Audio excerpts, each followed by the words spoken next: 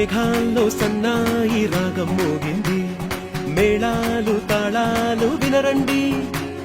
సిరికి శ్రీహరికి కళ్యాణం కానుంది, శ్రీరస్తు శుభమస్తు అనరండి. అచ్చతలు గంటో పెళ్లికి అర్థం చెప్పారంటూ, మెచ్చదగు ముచ్చట ఇది అని సాక్ష్యం చెబుతామంటూ, జనులంతా జై కొట్టేలా జరిపిస్తామండి. అందాల కుందన